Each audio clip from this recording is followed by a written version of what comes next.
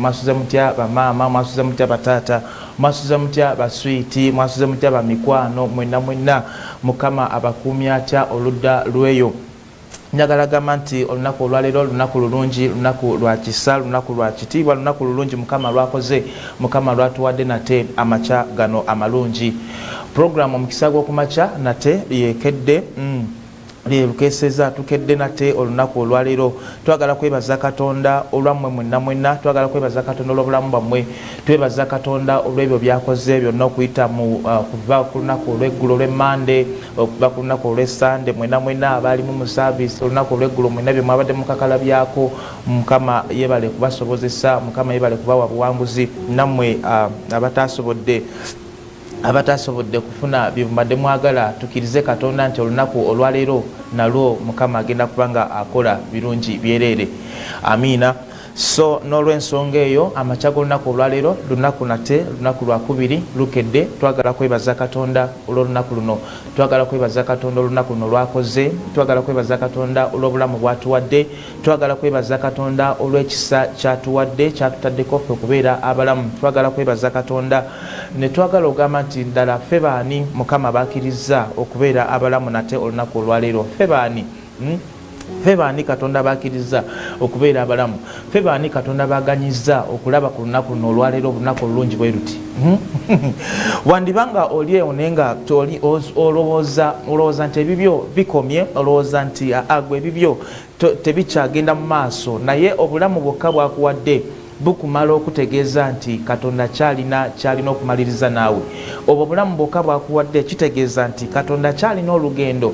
lwalina okutuusa kyalina woolina okutuuka waliwo katonda wayagala okutuusa mukama waffe yeebazibwe singa abadde takulinaako pulaani yonna wandibadde toli mulamu lunaku lwaleero olwaleero wandibadde toli mulamu naye katonda kyalina entegeka katonda kyalina pulaani ennungi katonda kyalina enteekateeka ennungi eri obulamu bwe ensonga lwaki akuwadde obulamu ensonga lwaki akuwadde olunaku luno nate n'olulabako waliwo abatasobodde naddulabako waliwo abatasobodde nadduyingiramu tugamba nga bo mulimu abamu balubalira ku ngalo ddakiika seconds zezibulawo saawa bagamba leero kirabika tagenda ddungi lukedde kale naye sikiwa nga anaazibya obudde naye gwe katonda akuwadde katonda alukuwadde katonda akutaddeko ekisa nti oli bulungi ossa okyasobola okwogera okyasobola okwatula nti ye mukama okyasobola okuyimba ku nnyimba zosobola okuyimba okyasobola okuseka naye waliwo oli atasobola kuseka waliwo oli atasobola nakwogera amiina waliwo oli nga ye tasobola nakwogera naye gwe mukama akuwadde ekisa ekyokwogera nti osobola okwogera akamwa ako kakisobola okwatula mukama waffe yeebazibwe so njagala ogulumize katonda njagala oyimuse erinnya lya katonda njagala oyimuse erinnya lya mukama njagala omugambe mukama ddala kituufu singa tabadde ggwe singa tabadde ggwe omugambe nti mukama gwe wekka asobola ebyange gwe wekka amanyi gyenvudde yange gwe wekka amanyi amagenda gange gwe wekka amanyi future yange gwe wekka amanyi biki byengenda okulaba olunaku olwaleero gwe wekka amanyi biki byengenda okufuna olunaku olwaleero gwe wekka amanyi biki byengenda okukwatako olunaku olwaleero gwe wekka amanyi biki byogenda okunfunira mukama yamanyi yekka teri muntu mulala yenna wabula katonda oyo alina pulaani ennungi katonda oyo alaba ebiri mu maaso katonda oyo alaba ebiri ebuziba oyo alaba ebikisiddwa yekka yamanyi olunaku olwaleero yamanyi kikyogenda okutuukako yamanyi awali omukisa gwe olwaleero yamanyi nti bw'onaayita wano ogenda funa omukisa bw'onaayita wano ogenda funa kino bw'onaayita wali ogenda funa kiri so yekka yamanyi amiina katonda wo yekka yamanyi teri mwana wa muntu amanyi lunaku lwaleero bwe lugenda kutambula ekyo aba kulimba katonda yekka yamanyi olunaku olwaleero bwe lugenda okutambula yekka yamanyi biki byogenda ofunira mu lunaku olwaleero so twagala kumwebaza twagala mugamba mukama weebale olw'olunaku luno lw'otuwadde twagala mugamba mukama weebale olw'olunaku luno lw'otuwadde kubanga waliwo bingi bye tugenda ofuniramu gwe byomanyi ffe bye tutamanyi muyinza okuba nga bukedde olunaku olwaleero naye nga weebuuza leero nkoze ntya okufuna ssente zenjagala nkoze ntya okufuna ekyo ekintu kyeneetaaga nkoze ntya okufuna ekintu yesu okwebuuza kuli mikono gyo okwebuuza kuli gy'oli osaanira okwebuuza nti okoze otya naye engeri gy'ogenda okifunamu siiyo katonda yakimanyi Katonda yamanyi ogenda kifuna otya. Katonda yamanyi ogwa mukisa ogenda gufuna otya. Katonda yamanyi yo office ogenda giyingiramu otya. Katonda mwenyini yamanyi ezo sente ogenda zifuna otya. Naye tolinako idea yonna ngeri ki gy'ogenda kufunamu ekyo ky'oyagala. Newankubadde ng'oyagala okukozesa amagezi g'ag'obuntu, naye Katonda yasinga okutegeera. Katonda yasinga obitegeera. Gwe tosobola bitegeera. Oyinza opalapalanya, oyinza okukola buli kimu kyonna kyonna n'ogezaako wano nawali ogambe nti wano wengenda ofunira mwana Katonda. Oyinza obikola byonna ne birema. Naye kasita oteeka Katonda, kasita okulembeza Katonda, kasita ogamba Mukama nti olunaku luno ndukuwadde, kasita ogamba Mukama luno olunaku nduwaddeyo mu mikono gyo, Katonda agenda kukola. Mukama waffe yeebazibwe. Mukama omulungi yeebazibwe. So olunaku olwaleero njagala weeteeketeeke. Tugenda kuyingira mu ssaala yaffe. Tugenda kuyingira mu ssaala yaffe olunaku olwaleero. Tugenda gamba Mukama. Tuyingire mu ssaala yaffe olunaku olwaleero. Tugambe Katonda, olunaku luno Mukama tulukuwadde olunaku olwaleero. Naye gwe abaakoleramu olunaku olwaleero. Ffe ng'abaana b'abantu tetuyinza kukoleramu kintu kyonna, naye gwe abaakoleramu. Tugambe Mukama olunaku luno olwaleero luluno tulukuwadde Mukama. Katonda yekka yamanyi. Katonda waffe yekka yamanyi ki ekigenda okubaawo olunaku olwaleero. Yamanyi ki ky'oyagala okuyingiramu. Yamanyi ekyo kye weetaaga omukisa gwe olunaku olwaleero. Katonda yekka yakumanyi we guli. Katonda yekka yamanyi we gugenda otambula. Si mwana wa muntu, si magezi go, si kutegeera kwo, si kusoma kwo, si sente zo, nedda. Katonda yamanyi ki ky'ogenda ofuna olwaleero. So njagala tuyingire mu ssaala y'olunaku olwaleero, tuyingire mu kusaba kuno, tugambe Mukama olwaleero tulukuwadde. Tumugambe Mukama olwaleero tulukuwadde.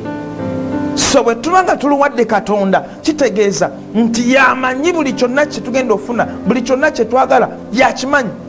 Ffe tetulinako idea yonna. We don't have any idea of what we are going to achieve today. Tetulina. Naye oyo Katonda waffe yamanyi. Mwana Katonda, njagala olwaleero bw'oba ng'osaba oyimuse erinnya lya Katonda. Njagala olwaleero bw'osaba ogambe Mukama, pulaani zange zonna nzitadde mu mikono gyo. Mukama ffe yeebazibwe. Kati tugenda kusaba. Teekateeka omutima gwo, teekateeka emmeeme yo, teekateeka ebirowoozo byo, teekateeka awo famire yo, teekateeka obulamu bwo naawe. Gwe kennyini naawe weetegeke, kubanga kye tugenda okuyingiramu massive. Tugenda kusaba. Katonda kitaffe omuyinza w'ebintu byonna, kabaka w'abakabaka nate, olunaku olwaleero amakya na malungi tuze mu maaso go.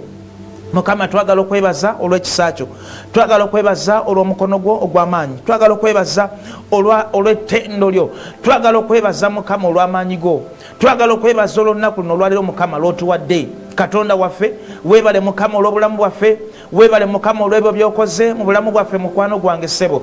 Mukama weebale olw'obulamu bwange bw'ompadde. Mukama nzaani ayi Katonda w'eggulu, nzaani gw'okkiriza okubeera mu lunaku luno Mukama, nzaani gw'oganyiza okubeera mu lunaku luno olwaleero Mukama. Si maanyi gange, si busobozi bwange, si kwagala kwange, naye gwe Mukama gwakiganyiza okubeerawo, gwakiganyiza Mukama nemba nga nkyali mulamu. Kabaka w'abakabaka, yensonga lwaki njagala kwebaza, yensonga lwaki njagala kulumiza erinnya lyo ayi Katonda wange, yensonga lwaki njagala gamba nti weebale Mukama, yensonga lwaki njagala gamba nti oli wa kitiibwa Yesu. Mukama singa tobadde gwe tetwandibadde balamu, singa tekubadde kwagala kwo tetwandibadde balamu Mukama, singa tekibadde kisa kyo tetwandibadde balamu ayi Katonda. Naye weebale kutwagala Mukama, weebale kutulowoozaako olunaku luno olwaleero, weebale kutulowoozaako Mukama, naffe n'otuteeka mu kalenda yo ey'olunaku olwaleero, n'ogamba nti tulina okubeera abalamu Mukama, n'otuteeka mu nteekateeka yo ey'olunaku olwaleero, n'ogamba nti tulina okubeera abalamu, tulina okussa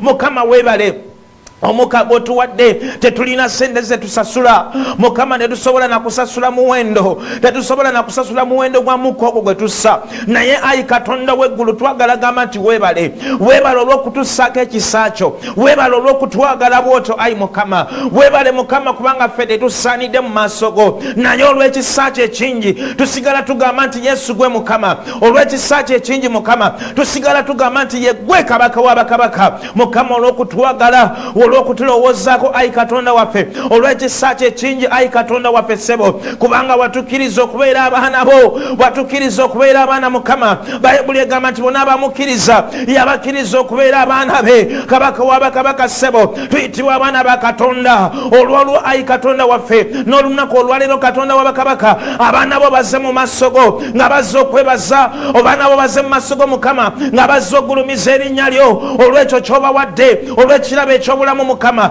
ky'obawadde olunaku olwaleero waliwo abagulumiza erinnya lyo olw'ekirabo eky'obulamu ssebo waliwo abagulumiza erinnya lyo olw'ebyamagero byobakoledde waliwo abagulumiza erinnya lyo olw'ekisa kyo ekingi mukama bwe balowooza gye bavudde mukwano gwange bwe balowooza biki bye bayiseemu mukama singa tabadde gwe tebandibadde balamu singa tabadde gwe mukama tebandibadde balamu olunaku olwaleero naye gwe katonda w'eggulu gwe katonda bawadde ekisa katonda bawadde obulamu katonda bawadde ebirungi mukama gwe bagulumiza ye gwe bali mugulumiza mukama waliwo ayimusiza emikono gye ali mu ddiiro lye mukama agamba nti weebala olw'olunaku olwaleero kubanga abadde alubalira mu ngalo abadde alubalira mu ddakiika abadde alubalira mu ssaawa ng'abamu bagamba tagenda keesa abamu bagamba tagenda kumalako abamu bagamba tagenda kusobola naye gwe katonda waffe gwe katonda aluganyiza laba alulabyeko nate olunaku olwaleero laba olwaleero alulabyeko mukama ensonga lwaki twagala kwebaza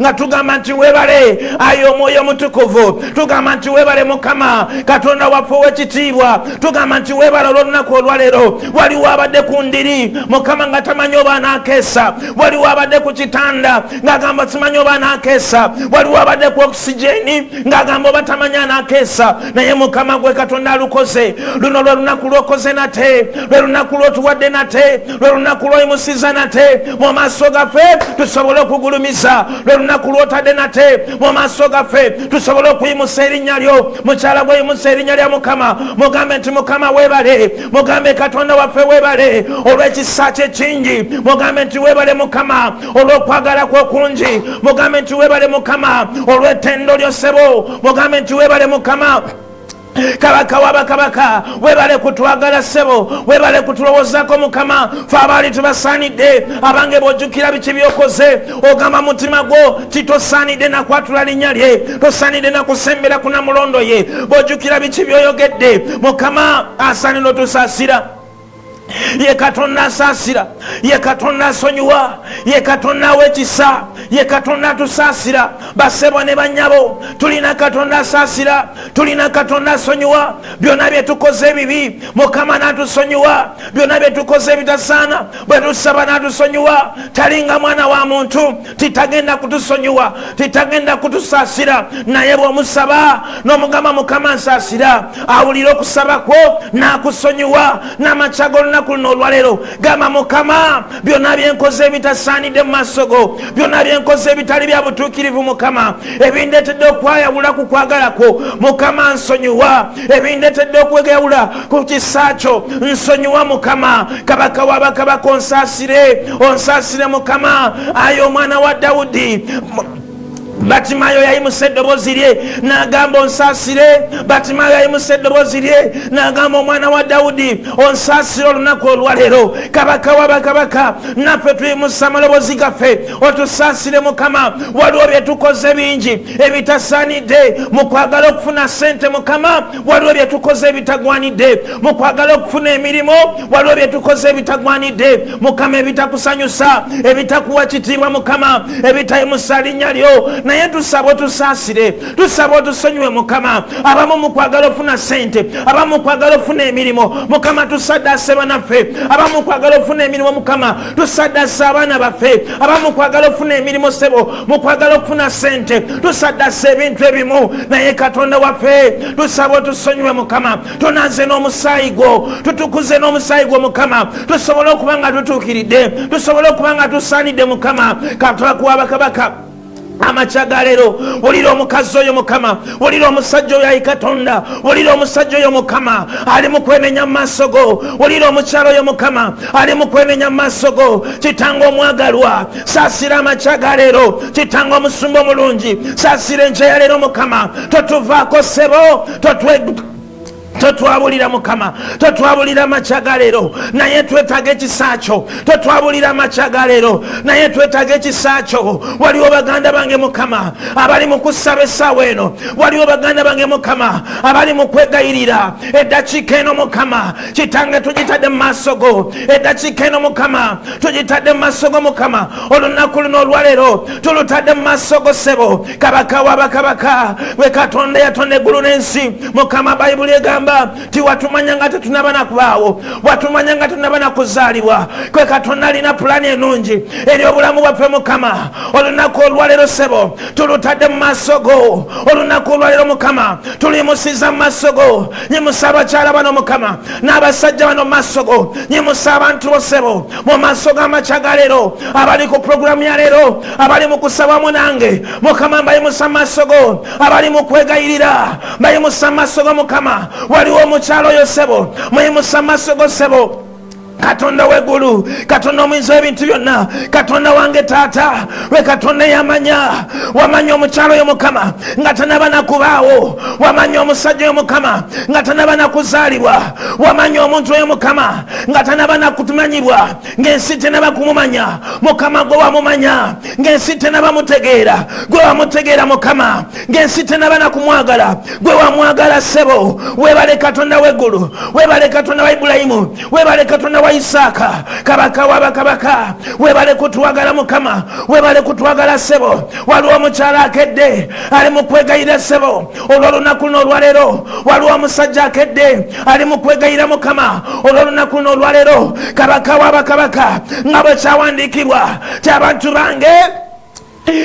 bange bwe banakuŋŋaananga mu linnya lyange n'abawuliranga n'abeeranga amaseekati gaabwe Mukama. N'olunaku olwaleero waliwo abakuŋŋaanye Mukama bali nga famire ssebo, waliwo abakuŋŋaanye bali mu ddiiro lyabwe, waliwo abakuŋŋaanye bali mu bisenge byabwe Mukama beegayirira olw'olunaku olwaleero. Tobaleka Mukama, tobayitako ssebo, tobayisaako omukisa gwo, tobayisaako omukisa gwo Mukama. Leka begatte Mukama, leka babeere mu mukisa gwo olwaleero. Mu byogenda okukola Mukama, byogenda okuwa abantu bo, nabo bibawe Mukama. Bogenda okusanyusa, leka nabo babeeremu mu bogenda okusanyusa, leka nabo babeeremu mu bogenda okuwa emirimu, leka nabo babeeremu Mukama. Atalina mulimu mwemusiza mu maaso go, amachagalero ssebo. Buli atalina mulimu mwemusiza mu maaso go olw'enkya ya leero. Buli eyeetaaga ssente Mukama mwemusiza mu maaso go olw'enkya ya leero. Katonda wa Ibulayimu mwemusiza mu maaso go enkya ya leero Mukama. Lwe Katonda akolera abalala, naffe tusaba olunaku olwaleero Mukama, baako byokola olunaku olwaleero, baako gw'osanyusa olunaku olwaleero, baako gw'owa obujulizi olunaku olwaleero, baako gw'otandika naye olugendo lw'olunaku luno Mukama. Amachagalero wabeewo gw'otandika naye mu bizinesi ye Mukama, tandika naye ssebo. Mu mirimu gye Mukama, tandika naye Kabaka.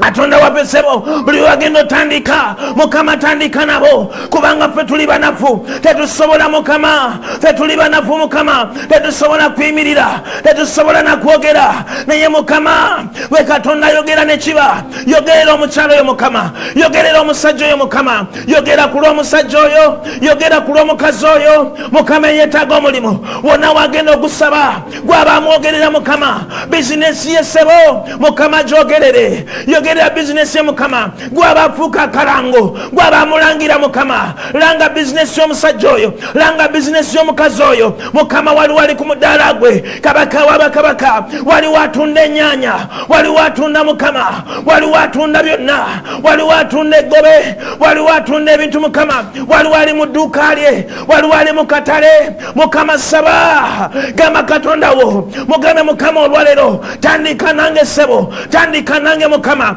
amacago olwaleero jangu otandike nange amacago nnako olwaleero jangu otandike nange kubanga yagamba mu kigambo kye nakusuubiza ti bw'onaasabanga kyonna sabanga mu linnya lye kinakolerwanga byonna kyonna sabanga mu linnya lye kinatuukiriranga n'oluganda saba gamba Mukama olwaleero neetaaga omukisa gwo gamba Mukama sa olunaku olwaleero neetaaga feva eyebadde teri ku bulamu bwange njeetaaga olwaleero omukisa ogubadde teguli ku bulamu bwange ngwetaaga olunaku olwaleero abooluganda sabasaba yogera ne Katonda wo yogera ne Katonda wo mugambe amacaga leero yogera ne Katonda wo mugambe Mukama luno olunaku Mukama leka lubeere lwa njawulo luno olunaku Mukama leka lubeere lwa njawulo eri obulamu bwange leka lubeere lwa njawulo eri famire yange leka lubeere lwa njawulo mu bizinesi yange leka lubeere lwa njawulo mu magenda gange abooluganda saba teeka olunaku luno maaso ge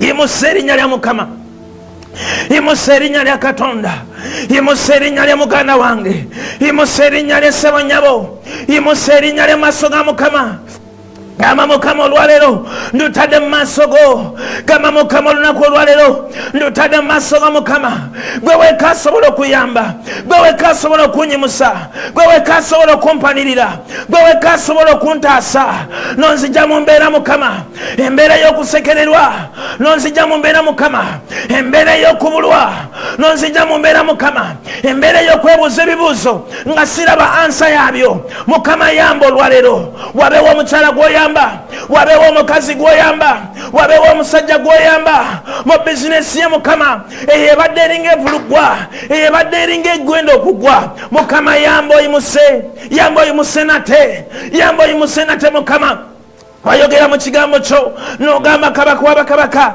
titogenda kuwumula okutuusa nga obafudde ettendo titogenda kuwumula okutuusa nga obayimusiza togenda kuwumula okutuusa nga obasanyusiza Mukama basanyuse sanyusa emirimu gyabwe sanyusa bizinesi zaabwe sanyusa abaana baabwe Mukama waliwo abalina abaana bagenda okukola ebiguuzo Mukama nsaba obawa amagezi Mukama abeetaaga okumanya bawa okumanya Mukama abeetaaga amagezi bawa amagezi Mukama kubanga kyawandiikibwa ti mu kutya Mukama amagezi mwe gasookera kabaka wabakabaka abantu bayimusa erinnya lyo beetaaga amagezi Mukama beetaaga amagezi ssebo gewaba Sulemaani teyasaba bugagga Sulemaani teyasaba bukuumi Sulemaani teyasaba kintu kyonna wabula yasaba amagezi Mukama waliwo yeetaaga amagezi mu bizinesi ye waliwo yeetaaga amagezi mu misomo gye waliwo yeetaaga amagezi mu kampani ye kabaka wabakabaka ssebo bafuula empagi fuula abantu ab'empagi Mukama abali ku programu y'olunaku olwaleero bafuula empagi Mukama leka babeere empagi mu mirimu gyabwe leka babeere empagi mu bizinesi zaabwe let them become a pillar mu linnya lya Yesu omwana Katonda omulamu Katonda omulungi omwagalwa kabaka wabakabaka ssebo laba tujja mu maaso go tujja mu maaso go Mukama wayogera mu kigambo kyo n'ogamba nti mbawadde amaanyi n'obuyinza ulira Katonda akuwadde amaanyi n'obuyinza mukyala gwe Katonda akuwadde amaanyi n'obuyinza amaanyi ag'okusumulula amaanyi ag'okusiba Katonda agakuwadde amaanyi ag'okusiba Katonda akuwadde amaanyi gali ku lulimi lwo kyogenda osiba kyekigenda osibibwa Bayibuli egamba kyemunasibanga ku nsi nga ne mu ggulu kisibibwa Chemuna sumulula wano kunsinga neggulu lisumulula abooluganda Katonda akuwadde amaanyi ku lulimi lwo. Kozesa amaanyi agali ku lulimi lwo, kozesa amaanyi agali wansi w'olulimi lwo, kozesa obusobozi obuli wansi w'olulimi lwo. Tandika okwogera ebigambo. Bw'oba olina kyoyagala okusiba, siba. Ekyo emyoyo emibi egiremesa emirimu gy'ogenda maaso, siba. Abooluganda kozesa amaanyi ago agali wansi w'olulimi lwo, osibe buli mikutu gyonna egibadde giyingiza endwadde, osibe buli mikutu gyonna ekibadde giyingiza obwavu, siba buli mikutu gyonna egiyingiza okulemererwa mu bulamu bwo. Abooluganda kozesa amaanyi ago agali wansi w'olulimi lwo. Singa onaategeera ti Katonda yakuwa amaanyi, singa onaategeera ti Katonda yakuwa amaanyi g'osobola okozesa olunaku olwaleero, yemusa eddoboozi lyo. Raise up your voice and pray. Everybody start praying. Call upon the name of the living God. In the name of Jesus, Son of the living God.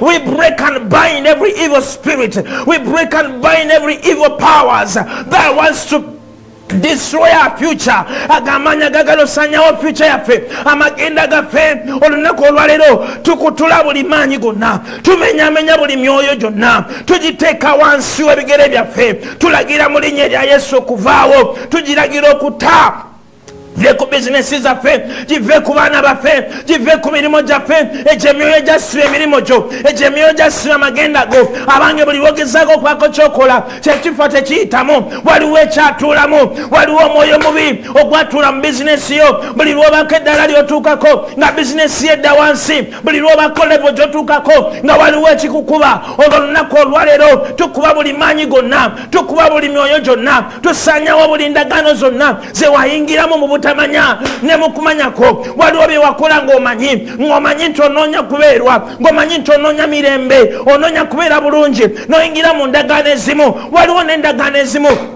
ziwayingiramu nga totegedde, nga tomanyi bigenda kuddirira. Olwaleero bye bikubonyabonya, olwaleero bye bikutambulirako, olwaleero bye bikulondoola. Abooluganda waliwo gye walaga ne bagamba olinakola kino, abooluganda waliwo gye walaga ne bagamba agenda okuleba oti. Abamu ne bakusala n'enviiri ku mitwe egyo, abamu ne bakusala n'enviiri, abamu ne bakuggyako obwalabo. Naye Katonda waffe olwaleero akusumulula, Katonda waffe olwaleero asumulula. Ekisa kye weekiri kimala, ekisa kye weekiri kimala. Waliwo omuntu omu walonoonya bizinesi, ng'oyagala bizinesi ekulakulane, n'ogenda awantu awamu ne bagamba nti genda okole kino, naye okuvanga lwe wakikola emirimu gyo gitandise ogootaana. Bw'ovanga wakikola emirimu gyo tegyeyongerayo, bw'okyanga wakikola bizinesi yo tekulakulana. Abooluganda saba kutula, egyo emyoyo gye wayingiramu, eyo endagaano gye wakola ne Setaani kutula. Menya buli myoyo gonna, menya buli myoyo gy'obwavu egirondoola famire yamwe, egirondoola obulamu bwo. Abooluganda saba kutula.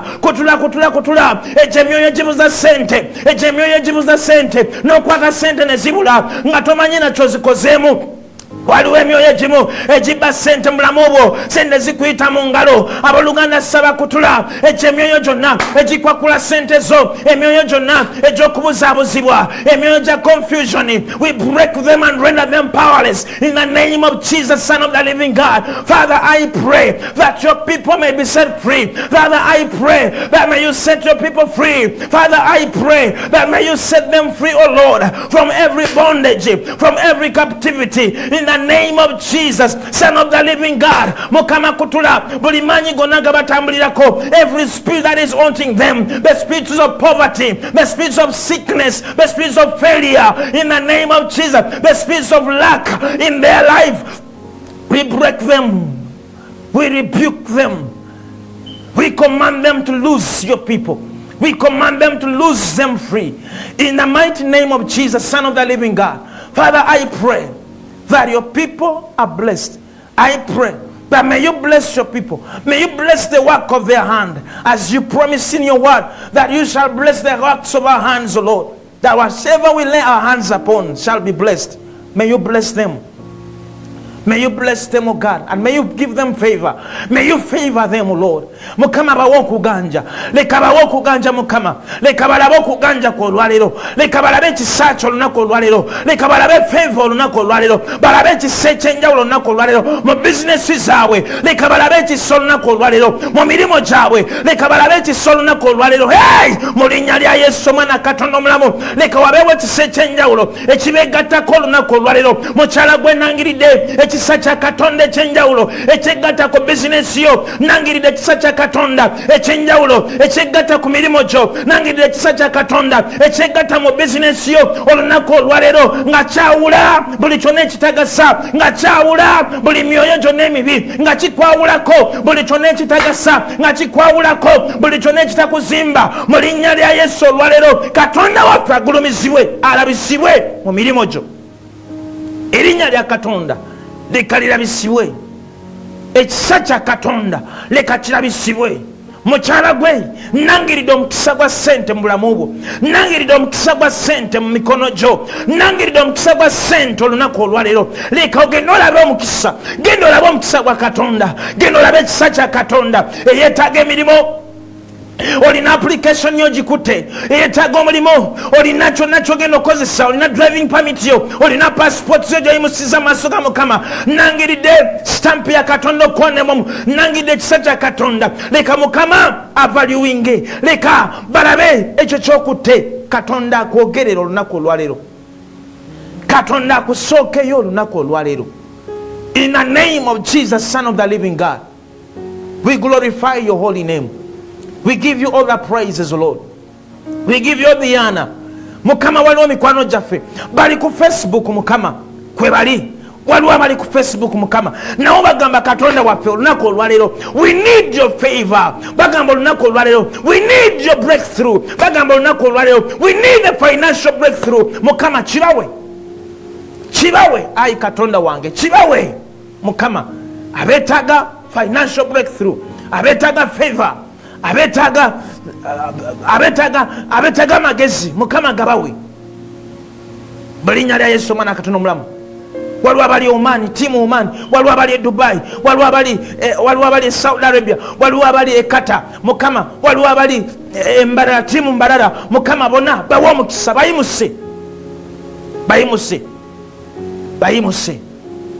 bayimuse mu linnya lya Yesu Omwana Katonda omulamu. Amen and amen. Amen. Everybody clap your hands to Jesus. Baka engalo z'okubira Katonda, mukubire engalo ez'amaanyi. Omugambe Mukama weebale. Mukubire engalo omugambe Mukama weebale. Olw'olunaku luno olwaleero. Wandibadde omugamba nti Mukama weebale ku lw'amakya g'olunaku olwaleero. Genda mu maaso n'okubira Katonda engalo zo. Mugambe nti Mukama weebale kubanga oli mukulu, okikoze. Mugambe nti okikoze nate. Thank you. Thank you, Holy Spirit of God. Thank you, Holy Spirit of God. Wow. We want to glorify the name of the Lord. We want to glorify the name of the Lord in the name of Jesus, Son of the living God. Hallelujah. So, now, amachaka n'ogolunaku olwaleero twagala kwebaza Katonda kubanga Mukama akikoze nate. Amen. Mukama akikoze nate. Nti akuwadde luno olunaku osobole okumugulumiza. Akuwadde luno olunaku osobole okumuyimusa. So n'olw'ensonga eyo kyoba omanya nti Katonda wo bw'aba akuwadde obulamu aba alina ekirala kyagenda okugattako, aba alina ekirala kyayagala okwongerako, aba alina abalala wayagala okuteeka. So life that the Lord has given you, it's very important. You have to value this life that God has given you. You have to value every chance or every opportunity that God gives you. In the name of Jesus, Son of the living God. Buli lwocha kumacha nawe sanga ng'oli mulamu, don't take it for granted. Katonda bali n'ensonga lwaki akuleseewo ng'oli mulamu. Never take it for granted. Wateeka kubawo ensonga lwaki oli mulamu. So olina okwebazanga bwebaza Katonda n'omugamba Mukama, nkwebaza kubanga ompadde obulamu obw'olunaku lwaleero. Waliwo abatabulina, waliwo atalina nga ye asiza ku life supporting machine, naye gwe toli ku ekyo ekyuma. Weebaze Katonda, weebaze Katonda, weebaze Katonda wo, weebaze Katonda wo. Nzijukira olunaku lumu lwe nali ku kitanda nga bakankula operation. I think abantu abali close, abantu abali kumpi ndoza balaba engeri ebintu gye byali birimu nga even I myself nga sina kyentegeera, nga sirina kyemanyi kigenda maaso ku nsi. So it's like I was not existing anymore. Byonna byonna ebyalingawo babiŋŋamba buvanyuma, later on babiŋŋamba nga bugambi luvanyuma, but natuka ekiseera nentegeera nti singa si Katonda, singa si Katonda, abooluganda, you cannot support your life. You cannot support your life, and you will never support your life if at all God is not in control. Amen. Amen. Amen. So njagala kwebaza Katonda olw'abantu abakeera ku programu ngeno bweti ne bagamba nti ffe tugenda kubeera nga tusaba, tugenda kuba nga tunoonya Katonda, tugenda kuba nga tukowola Katonda, tugenda kuba nga tukowola Mukama. Mukama ffe yeebazibwe. Njagala kwebaza Musumba Grace Mwesigwa ye already kumakya yabeerako nnyo. Pastor Grace Mwesigwa, thank you so very much for the love. Thank you very much for the love. Pastor Grace Mwesigwa waliri ekirinya bweyogerere, so thank you very much. Baganda bange mwenna abaliko essaawa zino waliwo abali ku Facebook kwe muli nnyo. Thank you very much for watching. Thank you very much for watching this program, and thank you very much for loving us. Mwebale kwagala timu Mbalala, mwasuze mutya muli mutya olunaku olwaliro. Prosi Kaira nkulabye ku oli nnyo. Thank you very much for that love. Thank you very much for that love, and may God bless you. May God bless you. Continue loving God. Mukama ffe yeebazibwe. So n'abantu abala bangi, mukulu Kadali, thank you very much for okubeera ku program eno. Mukulu Kato, mwebale kubeerako. Njagala kutwala this opportunity to thank my papa, Pastor Andrew Jengo. Thank you very much for the great work of God you're doing. Amina. Oyimusiza erinnya lya Katonda. Kawala tegenda kuzikiza, kawala siya kuzikiza, tugenda mu maaso mu linnya lya Mukama waffe Yesu, omwana Katonda omulamu. Amina. Mami wange kansanga onawe nkulamusiza. Mukama waffe yeebazibwe nnyo nnyini ddala. Lunaku lukedde lutya. This morning tugenda kuyingira mu kigambo kya Katonda. I have a word, nina ekigambo Mukama kyatadde ku mutima gwange olunaku olwaliro. So kyenjagala tugabanemuko nammwe nga temundaba kugenda ku birimo gyammwe, mwe abagenda okuba nga akadde kano mukampa mumpeeyoko eddakiika ntono nnyo. Then ate tugenda kuyingira mu ssaala yaffe eyaddala. Essaala eyaddala. Mukama waffe yeebazibwe. Wano tubadde tusaba nga tuggulawo, naye kati waliwo essaala eri gye tusaba ey'ebuziba. Waliwo essaala gye tusaba ey'ebuziba. You go deeper. Mukama waffe yeebazibwe in prayer. So we are opening in our Bibles in Exodus chapter 23. Exodus chapter 23 from verses 26. Exodus 23, 26. Hallelujah. Exodus 23, 26. That is where our word is today. We are going to read in Exodus 23, 26. Hallelujah. Bible ey'Oluganda egamba okuva essula 23 olwa 26. Mukama waffe yeebazibwe nnyo. That is Exodus 23, 26.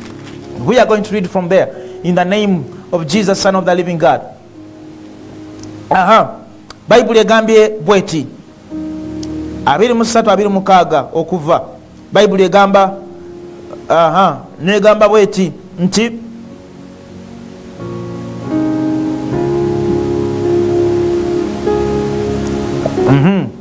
nti tewaliba kirivaamu olubuto newankubadde ekigumba mu nsi yo. Omuwendo gw'ennaku zo ndigutuukiriza. Tewaliba kivaamu olubuto newankubadde ekigumba mu nsi yo. Omuwendo gw'ennaku zo ndigutuukiriza.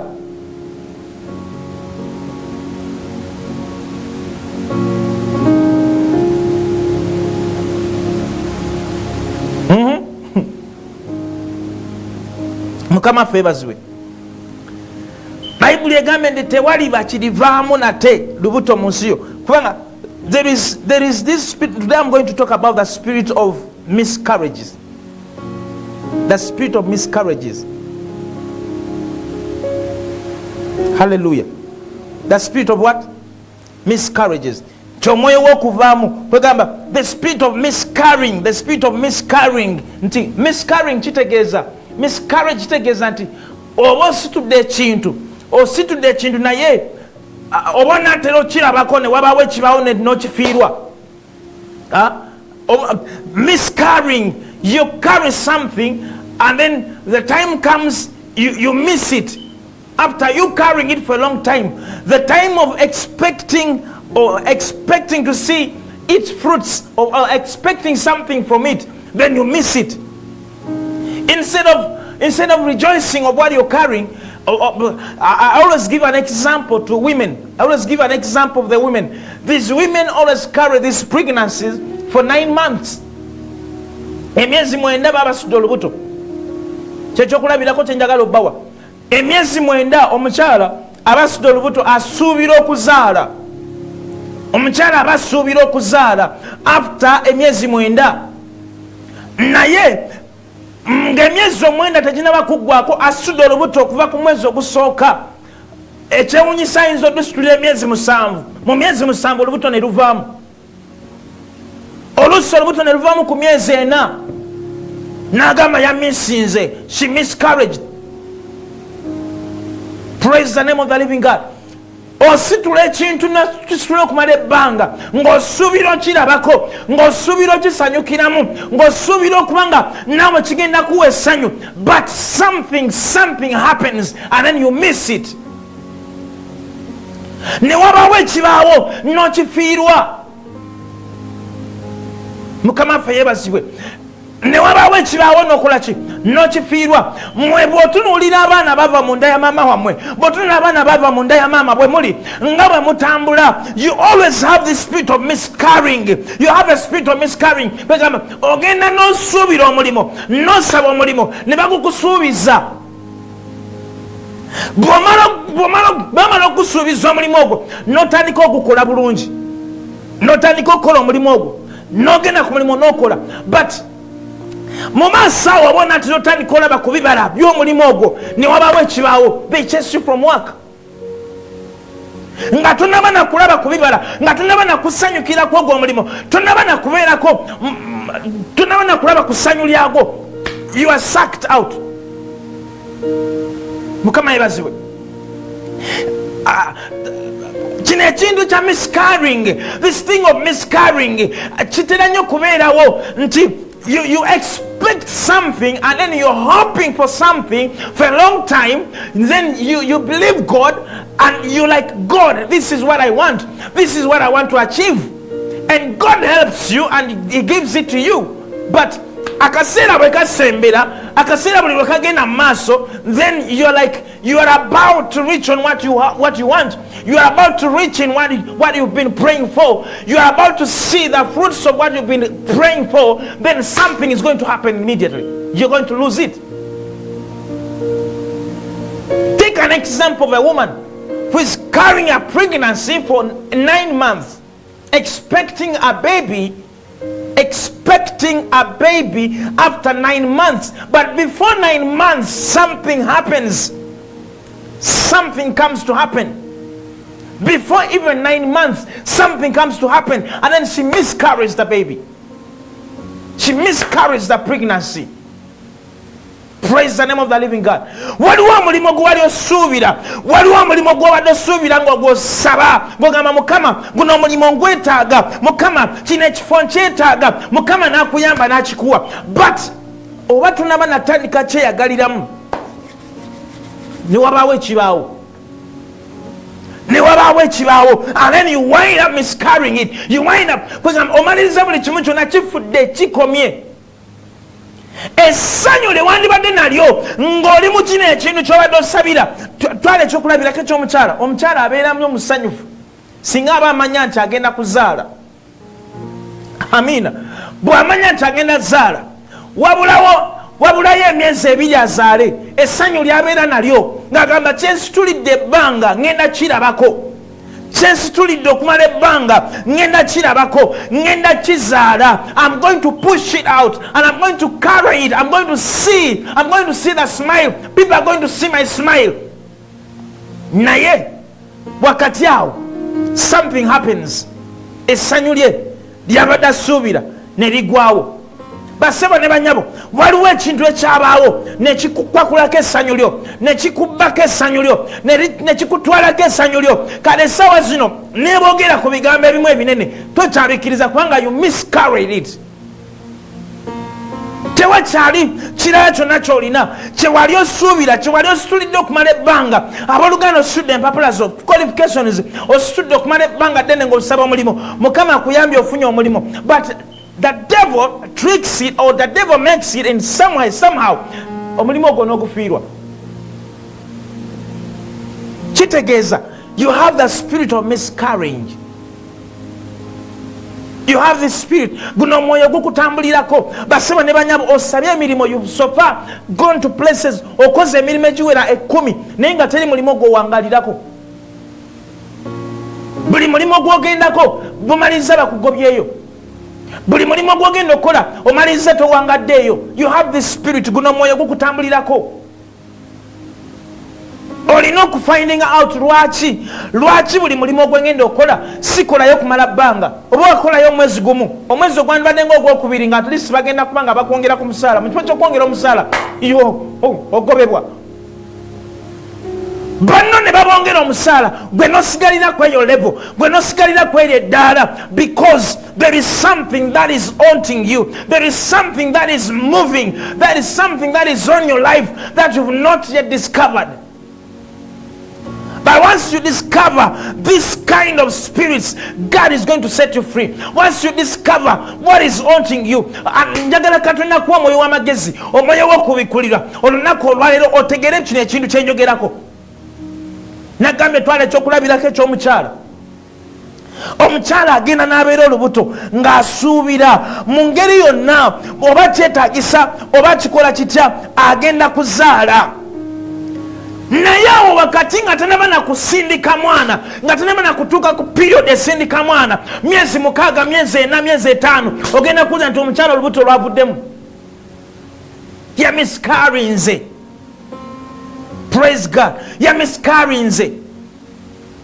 Waliwo omulimu gwe wali osuubira nga gw'osaba Mukama, buli ku makya osaba Mukama, njagala ofiisi eyo, Mukama njagala mulimu ogwo, Mukama njagala kino, Mukama kino kye neetaaga, Mukama nsitula onteeke wali, Mukama nsitula onteeke wano, Mukama nsitula onteeke wano. Katonda n'akuyamba n'agenda agukuwa bapa. Naye oba wakayingirayo bw'oti okozeyo wiiki emu, weeks 2, mwezi, you lose it. Some people toyingira na kuyingirayo, but leba kusuubiza nti come back tomorrow, come back tomorrow. Olw'enkyo oba ogenda ogenze kugamba oli ready, you are ready to work. Wenawe n'essanyu olikujjudde, ogenza okukola, oli mugenda kola, ogenda tulamu eyo office, and you don't enter into that office. Something happens. Ne bagamba we are sorry, twadde tumanyi nti you're the person who is supposed to sit in this office, but we are sorry. There is an application that came earlier before. Mukama favors. Nemagamba waliwo application yasoka. Waliwo yasoka, so interview waliwo yasoka kola interview. Nga tunaba kola, so we are sorry. We are not giving you this position. You miscarry. Praise the Lord. Katonda kyagamba nti tewalibaawo kivaamu lubuto munnamugwe. Olubuto tekitegeeza mukyala agenda kuzaala, kitegeeza ekyo ky'obadde ositulidde okumala ebbanga ng'osuubira okiraba, ng'osuubira okisanyukiramu, ng'osuubira okyeyagaliramu naye n'otakyeyagaliramu. Waliwo ky'obadde osuubira, waliwo ky'ositulidde okumala ebbanga, ky'osuubira okumala ebbanga naye n'otakifuna, n'otakiraba, kyetegeeza. Waliwo ekintu ky'obadde ng'osuubira okuva omwaka lwe gutandika, n'olunaku olwaleero kyali ku ekyo ekintu, ogamba Mukama mmanyi lasi olina kyewasuubira, kyewali osuubira n'otakituukamu. Omwezi oguwedde olina kyobadde osuubira n'otakituukamu. Kati naguno era oli mu kusuubira, so ogwo omwoyo Katonda gwayagala okutula nti buli kyonna ky'ogenda okusuubira olina kituukako. Buli kyonna ky'osuubira nti mwamugenda okuva essanyu lyo, Katonda alina kituukiriza, alina kutulako guno omwoyo guno. Guno omwoyo guno gumanyi okulondoola, gulondoola. Bw'otulina famire yammwe yonna, it is the same. Bw'otunuulira famire yammwe yonna, it's the same. waliwo omuntu gwemusuubira nti ono bw'anaavaayo wakino naaveeyo atuuke waggulu, wakino naaveeyo atuuke eri, yagenda otuyamba, naye abaana atera okuvaayo okusituka otuuka wali ne wabaawo ekimukuba wansi. Haleluya! ne wabaawo ekimuzza wansi. Waliwo omuntu gwe mutunuulira ne mugamba nti akasono mu famire mwali, ono bw'anaatuukayo agenda tuyamba, ono bw'anaatuukayo agenda tuddukiriranga, ono bw'anaatuukayo agenda tubeeranga ku ludda lwaffe. Naye abaana atera otuukayo bapap ne wabaawo ekimuwanulayo. Kyonna kyemubadde musuubira ne kiyiika. Praise the name of the living God. Kyonna kyemubadde musuubira ne kikola ki? Ne kiyiika. For example, you are a girl, you expect marriage. Kwegamba osuubira bufumbo, waliwo ayagala okuwasa, waliwo proposinga ayagala kuwasa, but muba munatera okukola byonna mubikoze, introduction muzikoze, okukyala mukukoze, you are going to the wedding period. Mu wedding period abagenda kuyingira ekidaala, abanga mugenda kuwulira temotoka yefudde, ogenda kuwulira nti yafunye accident, ogenda kuwulira nti ate yabadde kino. Praise the Lord. Almost there and something happens. Ng'onaatera okutuukawo ne wabaawo ekibaawo. Basema ne banyabo, waliwo abantu wobadde onaatera okutuuka, waliwo abantu kwegamba ng'onaatera okutuukawo, naye something somewhere somehow something happens. Ng'onaatera okutuuka ku ssanyu lyo, ng'onaatera otuuka ku kyamagero kyo, ng'onaatera otuuka ku ekyo ky'obadde osabira ne wabaawo ekibaawo, and it blocks everything. This spirit here, guno omwoyo gwa miscarrying, guno this thing here. Topic ya lero ya bantu balina kubikulirwa deeper, bantu balina kubikulirwa. So I'm not talking about something that is but this is inside deeper. Bobanga ulino kubikulira kwa Katonda, you can come to understand it. Mukama yebaziwe. Obona tero kutuukawo, almost there, almost reaching there, and something happens. Waliwo omuntu abeerawo ng'asuubira ssente, ng'olina ssente z'osuubira, but obona tero zifuna bw'oti, and something happens. Waliwo omuntu abeerawo ng'olina ekyamagero ky'osuubira, you're expecting to get a visa, naye obona atera okufuna visa, coronavirus bwe yayingirira. Something happens when you're almost reaching there. Baseba ne banyabo, ng'onaatera okutuukawo wabaawo ekibaawo, kiki ekyo ekikutambulirako, kiki ekyo ekikulondoola nti bw'oba onaatera okufuna omulimu ate ne wabaawo omunyago oguyingirawo, oba onaatera okufuna ssente, oba onaatera okuyingira mu maka ne wabaawo ekirala ekiyingirawo. What is that? Tunuulira mu life yo, tunuulira mu bulamu bwo, otambulirako guno omwoyo gwa almost reaching there. Nze bwe naatera okufuna kino ate kino ne kibaawo, bwe naatera okuyingira mu kino ne wabaawo ekibaawo, bwe naatera okufuna omusajja ate waliwo ekirala ekijja, bwe naatera okufuna visa abange kino ne kiyingirawo. Weebuuze kiki wakabifuna? Waliwo abantu saawa zino abandaba nga byenjogerako babibeeramu, babirimu, babiraba mu bulamu bwabwe. Things are there, real in their lives.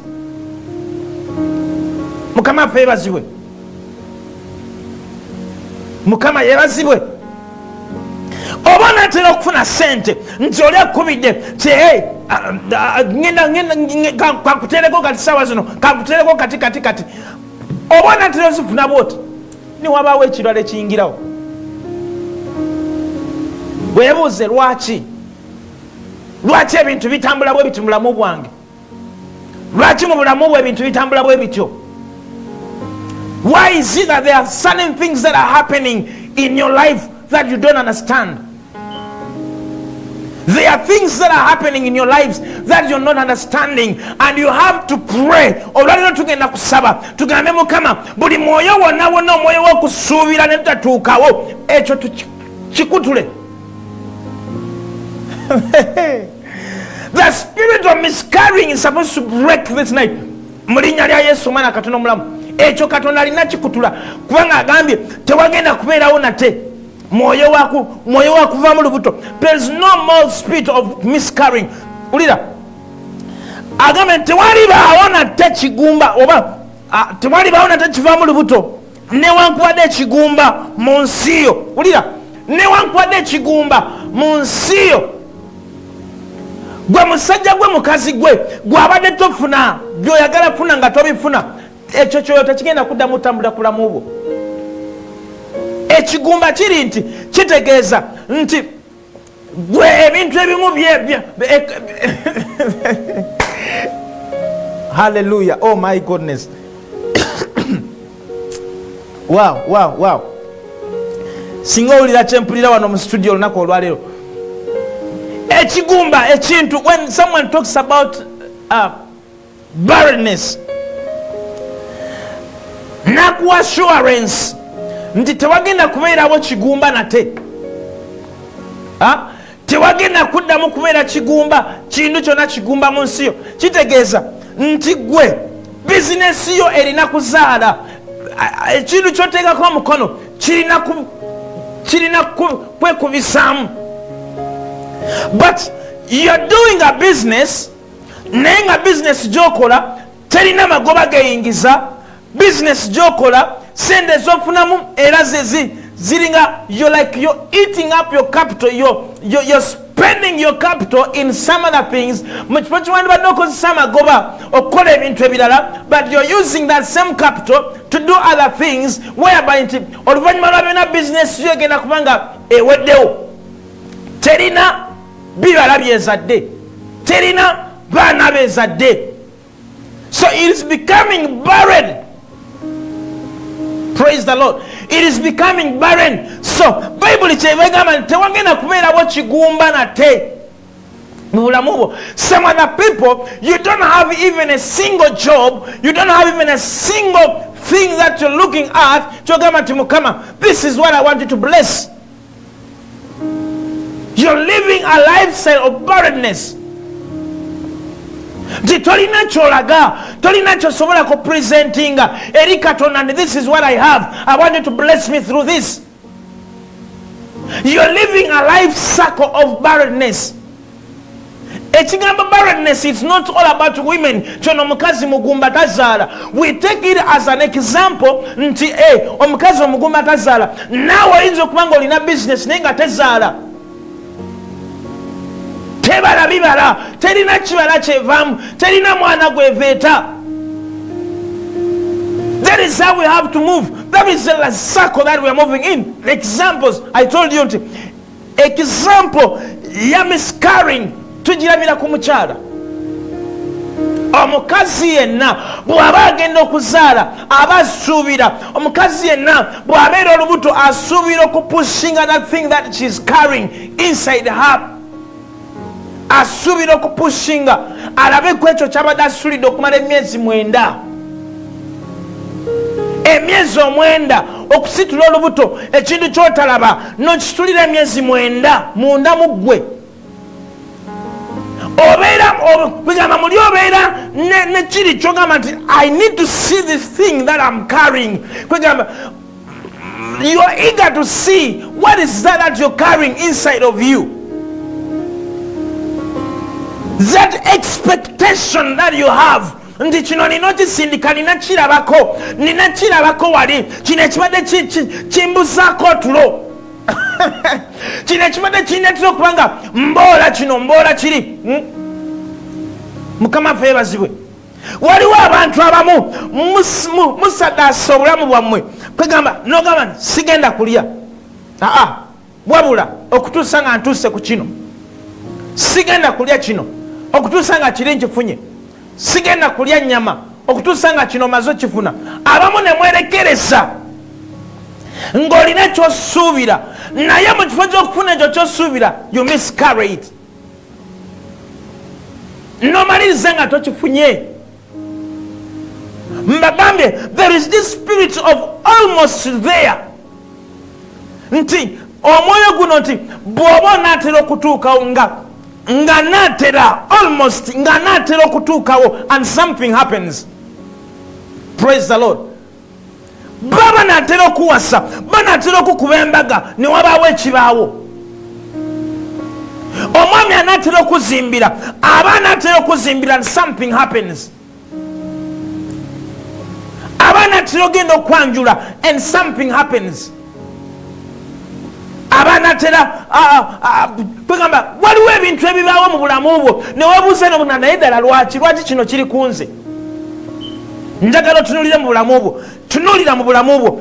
There are certain things that are happening in your life nga naawe kennyini weebuuza ddala kino kiva ku ki, nga weebuuza kino kiva ku ki. Ekyo kye tugenda osabira olunaku olwaleero, ogwo omwoyo w'okufiirizibwa, ogwo omwoyo w'okuvaamu embuto, ogwo omwoyo. Bwe ŋŋamba embuto tekitegeeza nti mukyala ali olubuto, no, ŋŋamba ekyo ky'obadde osuubira ne kimala ne kikuvaako. Mbagirawo ne kimala ne kikuvaako nga totegedde, ne kimala ne kikuvaako nga naawe obadde tosuubira. Mukama ffe bazibwe. Waliwo omukisa gwe wali olina, waliwo omukisa gw'obadde olina, naye essaawa ya kakati omukisa gwadduka dda, essaawa ya kakati tokyalina. Waliwo ekyo ekirooto ky'obadde ositudde, naye essaawa ya kakati we twogerera tekikyaliwo.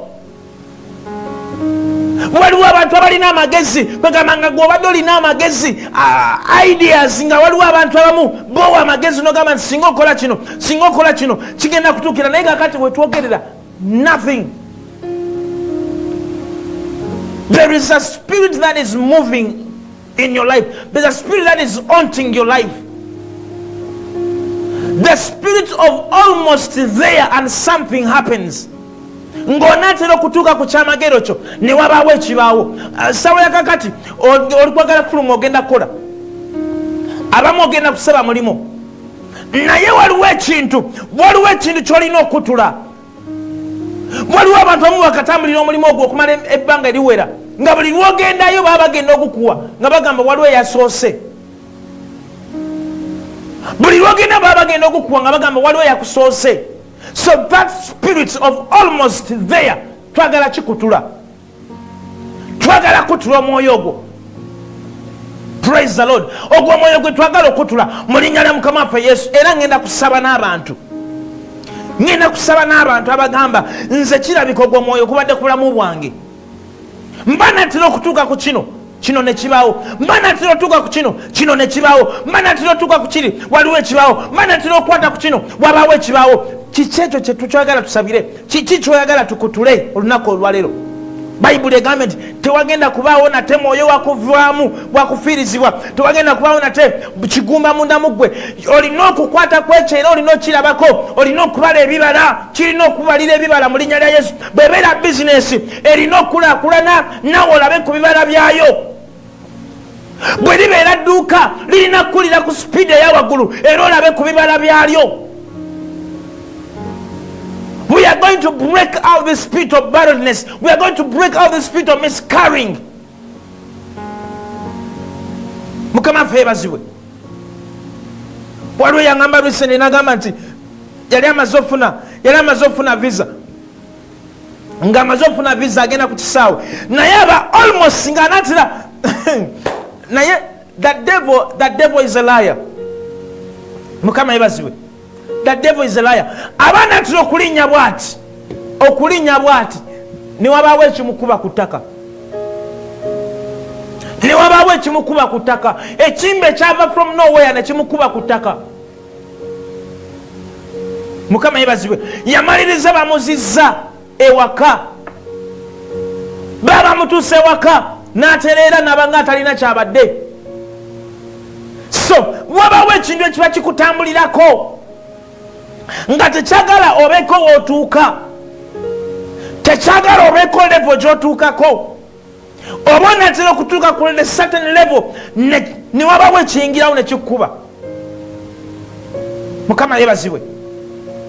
waliwo abasajja sawa zino abandaba waliwo bizinesi zotandise keno bizinesi notandika keeri naye ziba zigenda okusitulaka bwe ziti nga zirina we zigenda okutuuka ne wabawo omuyaga oguzikuba. Praise the Lord. Praise the name of the living God. So tugenda kusabira ebyo ebintu, tugenda kusaba. Njagala kusaba n'abantu abagamba naye ddala brother Philip kiki nze nina kino ekintu kino ekintambulirako kino. There is something that is haunting me. Mukama yebazibwe. Mukama yebazibwe. Layini z'amasimu nzigule. You're going to call. Ogenda kuba essimu yo. Ogenda kuba essimu. Tugenda kwogerezeganya. Ogenda kuba essimu ombuulire kiki ekyo kyogala tusabire ekyo kyolaba nti kino kibadde kikutambulirako nti oba natera okutuuka mu kifo bwekiti oba natera otuuka ku kino and then something happens. Lines are open. Call. Sindika message yo. Tugenda kusaba. Sindika message yo. Kuba essimu. Tugenda kusaba. Mulinnya lya Mukama waffe Yesu Kristo omwana Katonda omulamu. Tulina kutuleka ekyoyo ekibadde ku bulamu obwo nti bw'ofuluma mu nju yo ng'ogenda kusaba omulimo ebeere sure Katonda akusookeyo. Katonda akole ekkubo we litali nti bw'onaatuukirayo bw'oti omulimu gwo nga Mukama amaze okukuwa. Praise the Lord. Praise the name of the living God. Kuba essimu oyogere nange. Kuba essimu ombuulire what is that? Bana ba Katonda tofiireyo na kizibu, tofa na kizibu wekka. Waliwo ekintu ekikutambulirako kye tulina okutula. Waliwo ekintu ekikuliko kye tulina okutula ku bulamu bwo olunaku olwaliro. Ogenda okufuluma mu nju yo otuuke ku mulimo ng'ogwo omulimo shuwaddiire ogufunye gugwo. Bino ebya miscarrying bino nti oba onaatera okutuukawo baba naatera okukuwa ate ne wabaawo essimu eyingira interfering ati waliwo eyasookawo. Ekyo tugenda kigoba mu linnya lya Yesu omwana Katonda omulamu. Praise the name of the living God. Ndi ku masimu kati. Ndi ku masimu. Kiki ekyo kyolaba nti kino weetaaga kikutula. Hello. Hello. Hello. Amina. Mukama yebazibwa ani ono? Mukama yebazibwa Musumba. Yebazibwe Mukama. Musumba. Nyabo. Nkuwulira sebo. Aha. Nsaba kunsabirako. Otyo. Musumba munawe omwana yambula. Nsaba kunsabirako emyaka mingi Musumba omwana yambula. Omwana yakubula. Omwana yambula. N'owano ku TV yange Musumba nkuleba nze nkukeerako buli ku makya. Amina. Kyogenda okola kiri kimu bwe tuba tugenda okusaba. Njagala okwate ku lubuto lwo. Bwe tuba tusaba okwate ku lubuto lwo. Ate nekira oba olina ensigo tosigalire eyo. Noonya ku musajja wa Katonda jangu oyogere. Naye bwe tuba tugenda kusaba kwata ku lubuto lwo okabire Katonda omugambe luno olubuto teruna kubeera lugumba. Bayibuli egamba nti tewagenda kuddamu kubeera kigumba mu bulamu bwo. So kati bwe tuba tusaba kwata ku lubuto lw'okkirize Katonda Mukama agenda kusumulula. Sigala ku TV yo tugenda kusaba.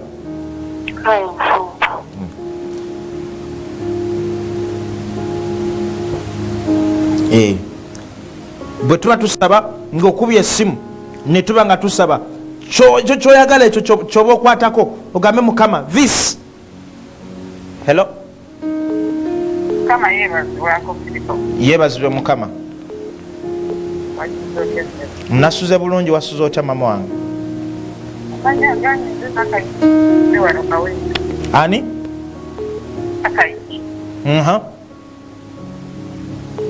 Filipo nkoyo omwoyo gw'amabanja banga tukakulituse n'omwoyo guli. Omwoyo w'amabanja. Omwoyo w'amabanja takwata kasente kange.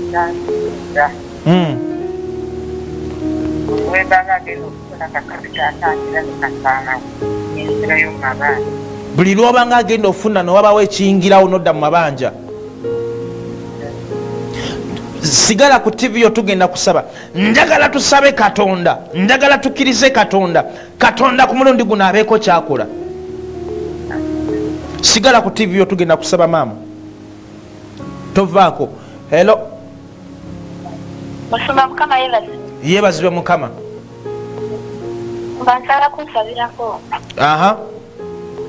Emirimu gyange gyagootaana. Emirimu gyo gyagootaana. Okola mulimu ki? Kola mu katale.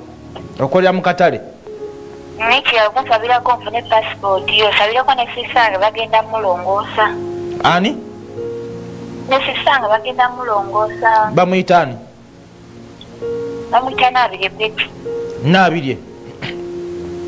Kale tugenda kusaba tukkirize Mukama. Tukkirize Mukama. Katonda waffe akola ebitasoboka. Katonda waffe akola ebitasoboka. So tetulina kweralikira kintu kyonna. Mukama waffe omulungi yebazibwe. Njagala sindika message yo. Tugenda kubanga ngenda kubanga ngisoma wano, ngenda kubanga nsoba message yo. Ngenda kubanga nsoma message yo wano. Tulabe Mukama chicha agamba. Hello munaffe. Hello. Yogerako nnyo. Aha.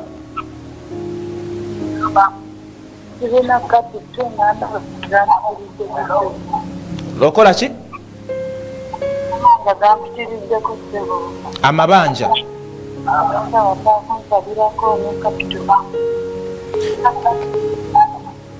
Kale sigala ku TV yo tugenda kubanga tusaba tukkirize Katonda ajewo omwoyo w'amabanja. Mukama agenda kukola ebirungi, agenda kukola ebitasoboka. Nyenyabo sigala ku TV yo tugenda kubanga tusaba tukkirize Mukama fenna.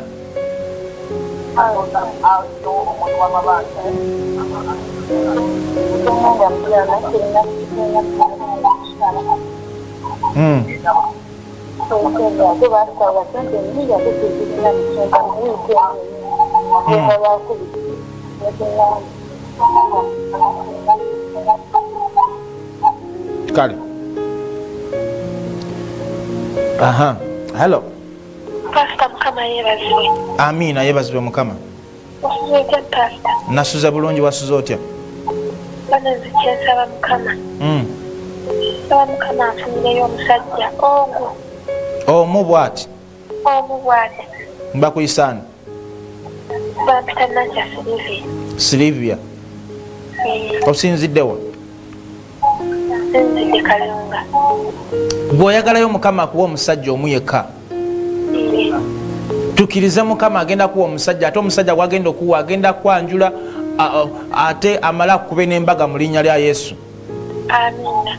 Bekkiriza Katonda. Katonda waffe yakola ebitasoboka. Amina Musumba. Nsigala ku TV yo tugenda kubanga tusaba. Kale.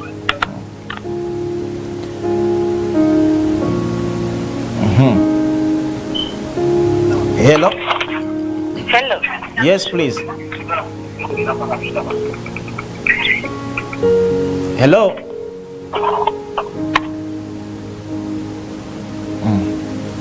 Onate avuddeko buvi. Navuddeko buvi. Tayogedde. Naye. Hello.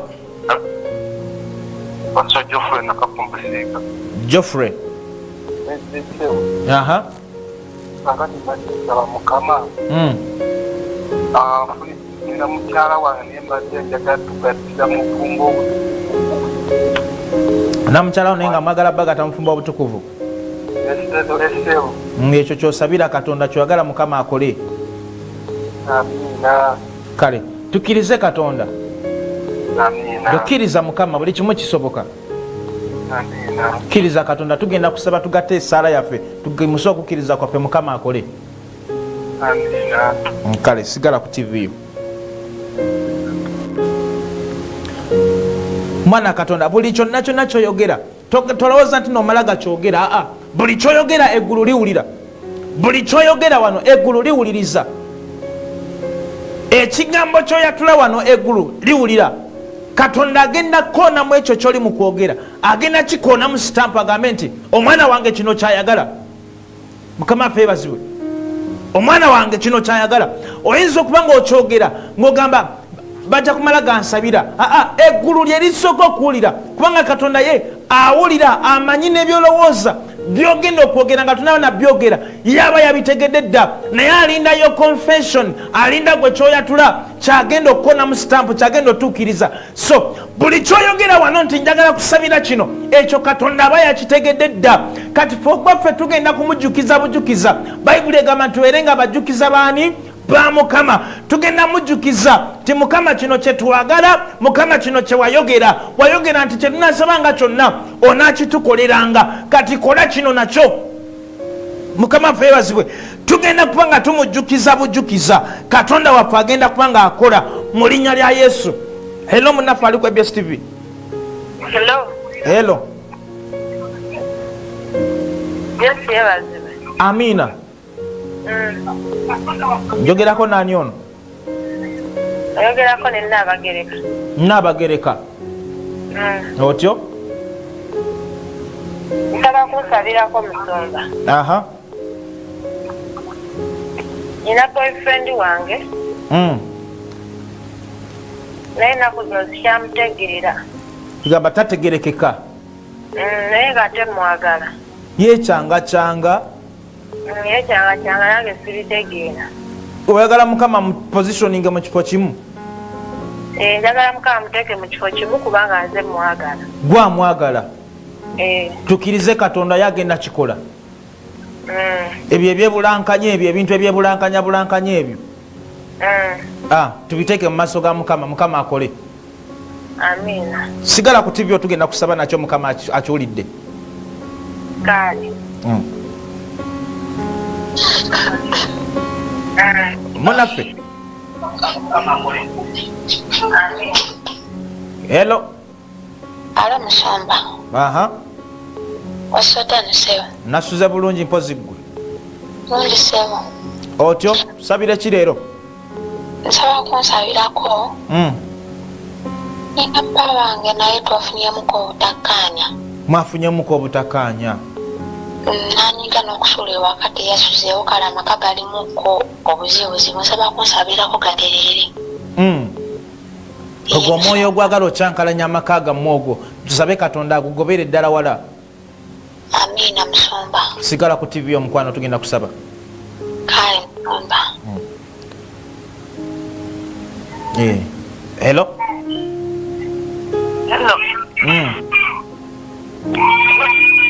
Hello. Nkukutte.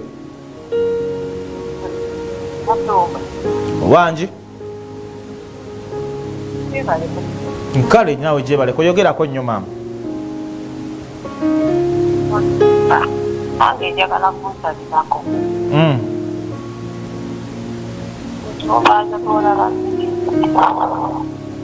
Wanji? Hello. Nkuwulira maama, yogerako nnyo. Musumba. Otyo? Kati ompulira. Nkuwulira. Nange njagala bansabireko Musumba nze kyenkola tekitambula n'ennyumba bagenda kungoba. Buli kyokola tekitambula. Ebeera wano n'omusajja okupeeza ennyumba zibeera zitalo ewange n'essimu takuba. Tugenda kusaba Mukama, tugenda kukiriza Katonda. Gwe beera nakukiriza. Beera nakukiriza ogambe Mukama kino nakyo osobola kikola. Bw'obanga osobola okikolera abalala nange nkinkolere. Amina. Tukirize Katonda, Katonda akole ebisingako. Gwe beera bwezi nakukiriza. Okirize erinnya lya Katonda. Kansooke nsome ku meseji z'abano abantu. Sagala kubeera mulyaz'amaanya. Sagala kubeera mulyaz'amaanya. Njagala nsome ku meseji z'abantu wano. Waliwo abasindise obubaka bwabwe. So nina nabo kubusoma. Ono agambye nti nze njagala Mukama ampe omwana nze Viola. Viola agambye Mukama amuwe omwana. Ye kyasabira Katonda. Viola kiriza Katonda agenda kubanga akola ebisukulumi, agenda kubanga akolera kyewetaaga okwagala kyoyagala mu linnya lya Mukama waffe Yesu. Ono agambye nti please Please, Pastor, I have a problem of being promised but not given anything and bad dreams every time. Rosan from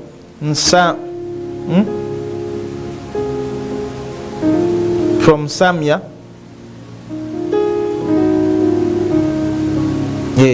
Onagambye mbuno yalina omwoyo w'okusuubizibwa naye nga taweebwa, omwoyo w'okusuubizibwa n'otaweebwa n'ebirooto ebibi. Ndowooza okitegeera. Bakusuubiza baba natera okuwa ne wabawo ekibaawa, and something diverts the promise, ne wabawo ekiwugula ekisuubizo kye baba kusuubiza n'otaweebwa. This is also another spirit that is haunting the children of God. Bakusuubiza ne batakuwa, olina kusuubiza kino n'atakikuwa, ogwo nagwo mwoyo. Onagambye praise God brother Philip, omusajja wange ennaku zino simutegeera nze n'abagereka.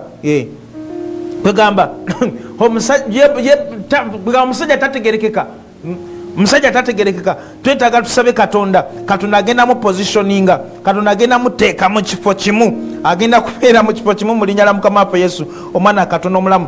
Katonda affe agenda kikola. Onagambye and pray for me to get money for passport. Totaddeko linnya lyo, I don't know, totaddeko linnya lyo. Naye agambye nti no, ayagala Mukama mwesendeza passport, yagala tambulamu. Ye Katonda waffe asobolera ddala okukola. When you're sending a message, you have to send even your name so that we pray and dedicate that name before the Lord. Mukama asobole okubanga akola. Nagambye ni pastor, nsaba kunsabirako. Mukama afunire omusajja owange ananjagala n'omwana wange nze Silvia. Onagambye nti Mukama ayagala Mukama muwa omusajja ng'agenda mwagala n'omwana we, ng'agenda baagala bombi n'omwana we bamuyisa Silvia. Silvia tugenda kubanga tusaba tukirize Katonda akola ebyekisa, tukirize Katonda akola ebinene. Katonda agenda kubanga abikola mu linnya lya Mukama waffe Yesu, omwana wa Katonda omulamu. Onagambye atya?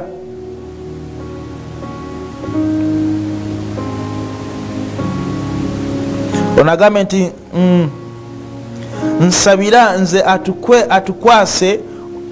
atukwase omwami yandekawo landlord angoba mu nyumba ate nina abaana. Landlord amugoba mu nyumba atalina abaana, ono atukwase tukirize Katonda agenda kubanga akola ebirungi, agenda kubanga akusanyusa mu linnya la Mukama waffe Yesu, omwana Katonda omulamu. Onagambye atya? Nagambye nti webale kuweereza nze namanda, njagala kunsabirako nfune obufumbo ne bakasitoma bizinesi yange, bakasitoma mu bizinesi yange. So Mukama mulungi wa kisa, Mukama mulungi wa kitiibwa.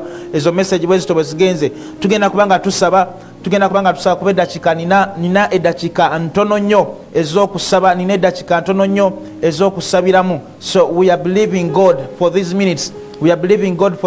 Katonda agenda koleramu ekyewunyisa, Katonda agenda koleramu ekyamagero mu linnya lya Mukama waffe Yesu. Ekyo kyonna ky'osuubira, byonna byo prayer requests zammwe, essaala, simu z'okubye, message z'osindise, gwe beera nakukkiriza ogambe Mukama mmanyi kisoboka.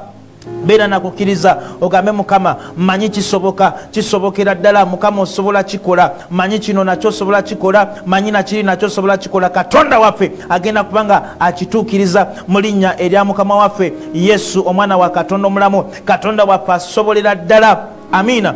Katonda waffe ye asobolera ddala, si mwana wa muntu kulimba yadde okwejjusa. Haleluya. Si mwana wa muntu kulimba newankubadde okola ki?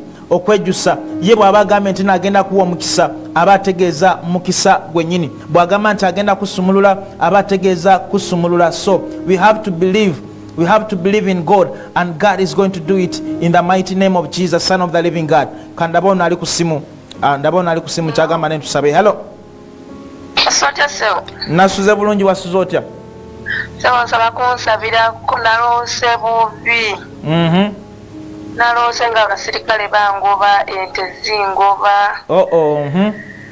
simanyi oba biva kuki ebyo ebirooto ebibi tugenda kusaba tubikutule mu linnya lya Mukama waffe Yesu. Amina. Mwana Katonda tolina kuloota birooto bibi wabula olina kuloota bintu bitukutwala mu maaso. Amina. Sigala ku TV yo tugenda kubanga tusaba mu linnya lya Yesu. Amina. Hello munaffe. Hello. Oli ku ABS TV. Hello. Wanji.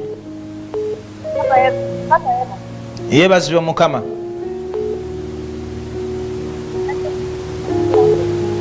Yogerako nnyo. Aha. Wanji?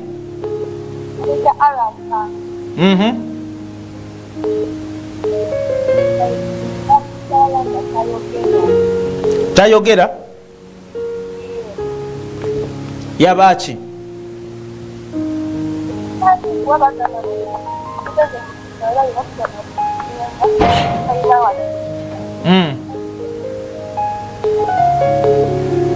Kale sigala ku TV yo tugenda kusaba omuyimuse mu maaso ga Mukama naye Katonda abenga amutaasa abenga amusumulula mu linnya lya Mukama waffe Yesu. Amina. Ono mulongo. Yes mulongo. Wasuze bulungi? Nasuze bulungi. Wasuze otya? Nsabireko. Otyo? Nakkiriddeko kati nagenda kugulawo bizinesi. Wanji ogenda kugulawo bizinesi yo? Aha. Njagala ngende n'omukisa nga nsabiddeko. Oyagala ogende n'omukisa? Kale sigala ku TV yo tugenda kubanga tusaba essaawa zino. Ye bambi.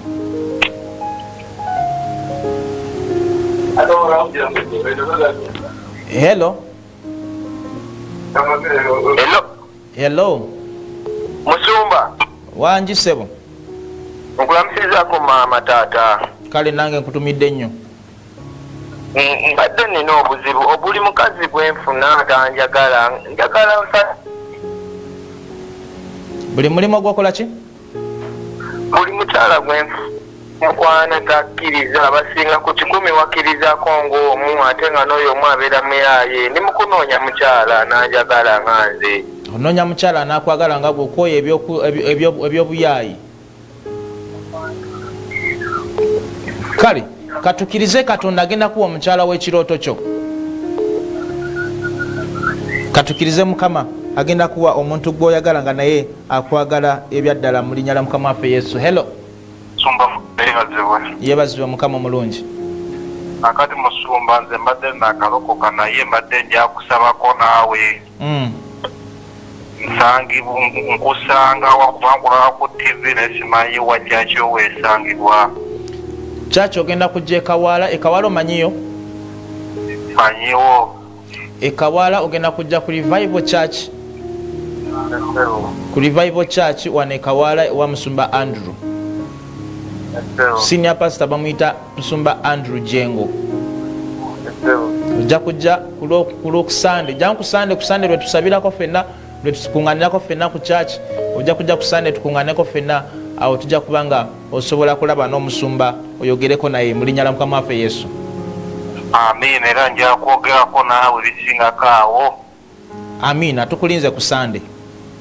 Kale sebo. Amen. Okay. Nina eddakiika ntono nnyo male nve mu kifo kino agambye nti nani message y'omukwano sigitegedde. Kambi musajja wa Katonda nze mpanga nsaba kunsabirako ndi mu senior 5 n'ebibuuzo n'ebizibu ebiri ewaka bigwewo. Amina. Mpanga tugenda kubanga tusaba Mukama asobole okubanga akuyamba akutaase mu linnya lya Mukama waffe Yesu ajjewo ebyo ebizibu n'ebibuuzo byogenda kubanga obikola bulungi nnyo nyini ddala mu linnya lya Mukama waffe Yesu Omwana Katonda omulamu. Gwasembayo halo wangi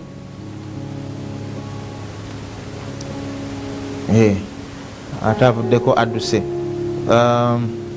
onagambyana pastor I ataddeko pastor E sikutegedde otaddeko pastor 1 kati sikutegedde. Praise God brother Philip omusajja wange nsabirako taata wange atuzimbire ewaffe naffe tuwone obupangisa. Nze Nabagereka tukiriza Mukama ye Katonda akola ebitasoboka eri abaana b'abantu. Mukama agenda kubanga akusumula. Hello gwasembayo hello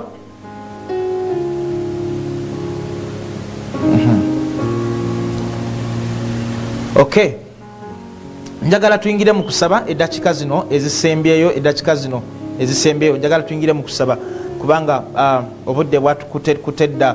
Mwawulidde ekigambo nga bwe kyabadde kigamba, mwawulidde ebintu bino byembadde njogerako. Ndowooza olabye abantu abasinga obungi yessako gye batambuliramu, abantu abasinga obungi bwe bulamu bwe balimu. Oli afuna okusuubizibwa naye nga n'ataweebwa, baba natera omuwa and something happens.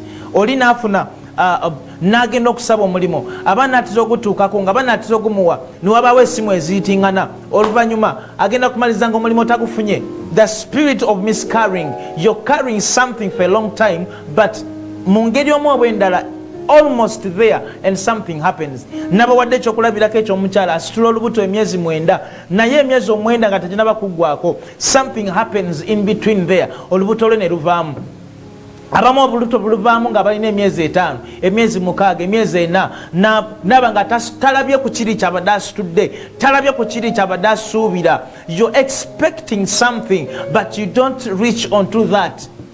Mukama waffe yeebazibwe. Tokituukako, wabaawo ekibaawo n'essanyu lyo ne libula, wabaawo ekibaawo ne kibuza essanyu lyo. Essanyu lya kino ekintu ky'obadde ositulidde okumala ebbanga, ky'obadde osuubira, ky'obadde olowooza nti ogenda kirabako n'otakifuna n'otaliraba. So ekyo Katonda agenda kikutula ku bulamu bwaffe olunaku olwaleero. Agambye nti tewaabenga kivaamu nate munda mu ggwe, tewaabenga kigumbamu nate mu nsi yo. Mukama waffe yeebazibwe. So olunaku olwaleero Katonda agenda tukutulako, agenda twawula ku kino ekintu ekibadde kitujjamu, ekino ekintu ekibadde kireetera olubuto lw'okuvaamu. You're carrying something, you have a pregnancy of something, you're carrying something, you're expecting something but the devil wants you to lose it.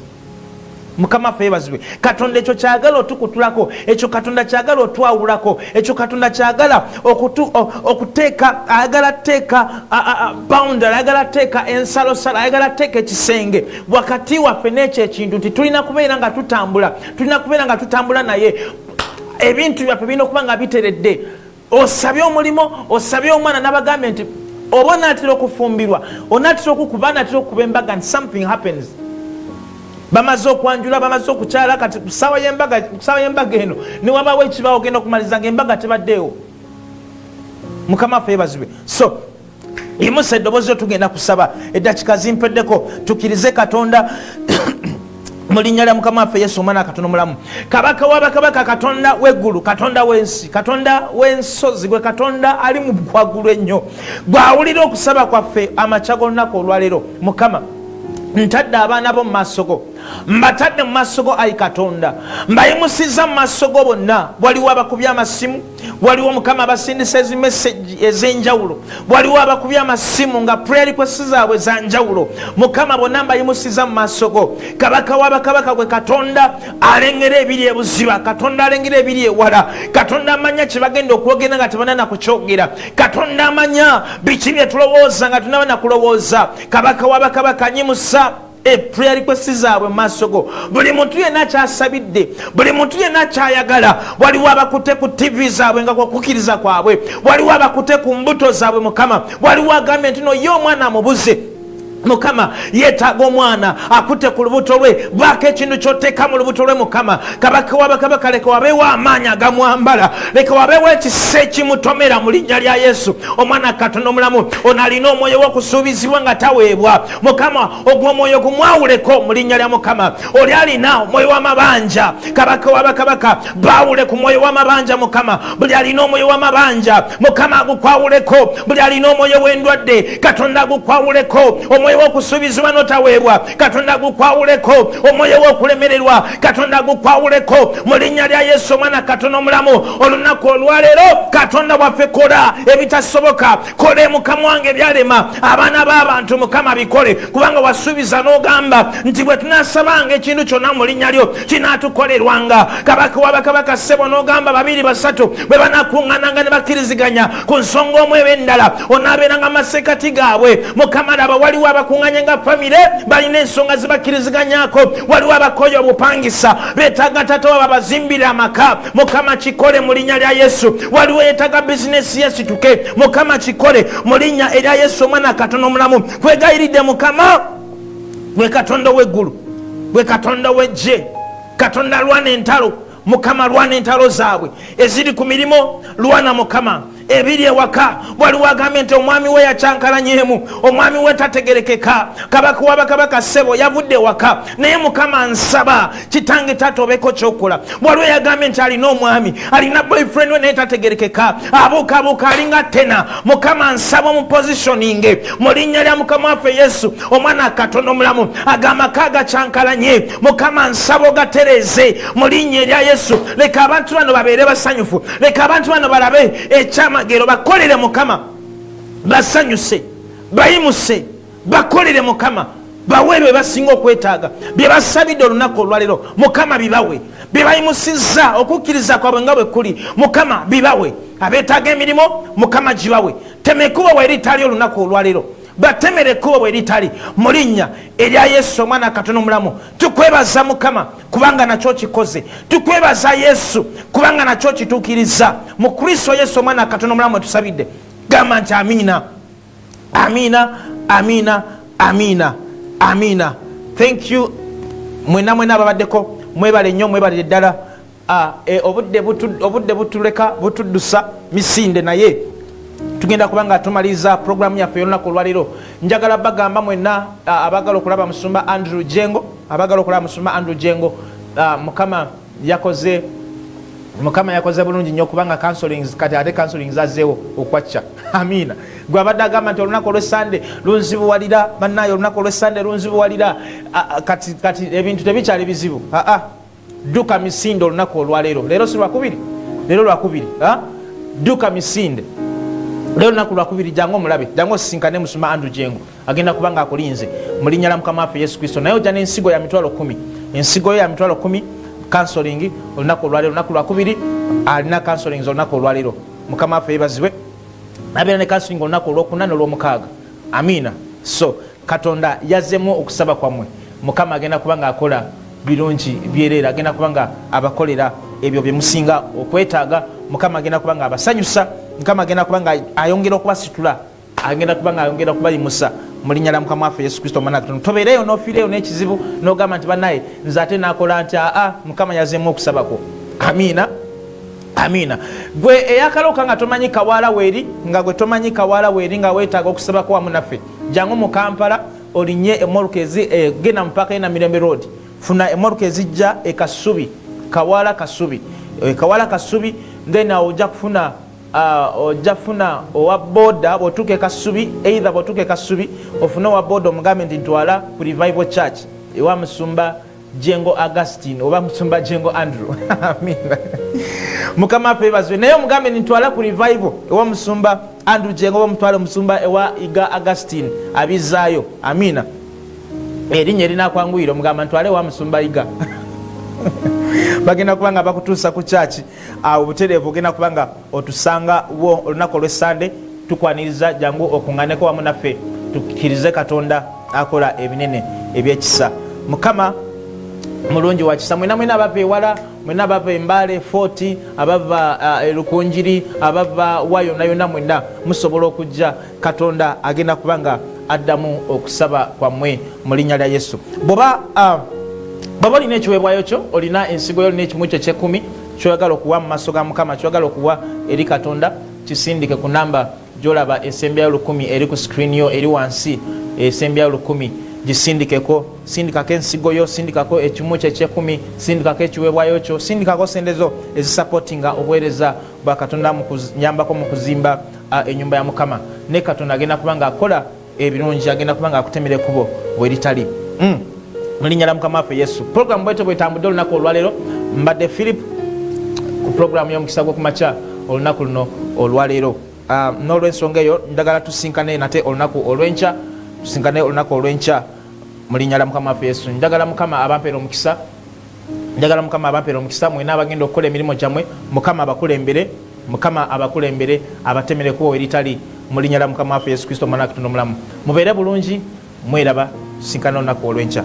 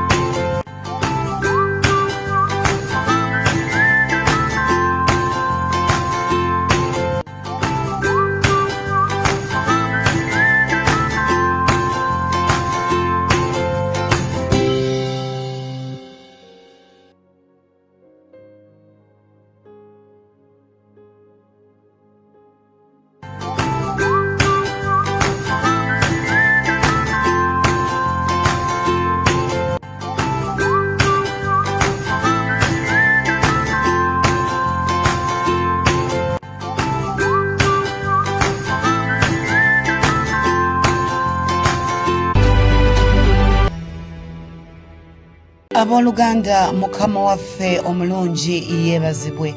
Tukwaniriza ate ku saviisi z'omusajja wa Katonda Pastor GWO Andrew Abizaayo. Eri gwe wenna atasobodde okusaba naffe olunaku olwokutaano n'olunaku olw'Essande, saviisi zaffe zigenda kubanga ziddibwamu olunaku olw'Emmande paka olunaku olwokutaano. Zigendanga kubeera ssaawa 4 ez'okumakya ne ssaawa 4 ez'ekiro. Saviisi zaffe tozisubwa wano ku ABS TV. Mukama akuwa omukisa. Shalom.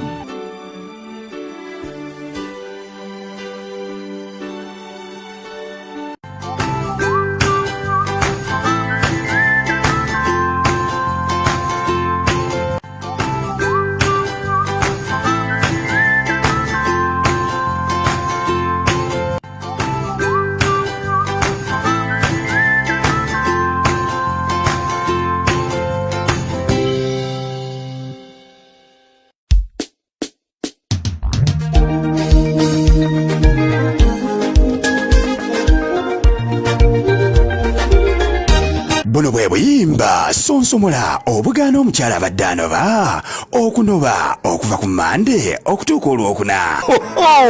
Ate olwo ne tujja n'agafeeyo omulamwa gw'olunaku.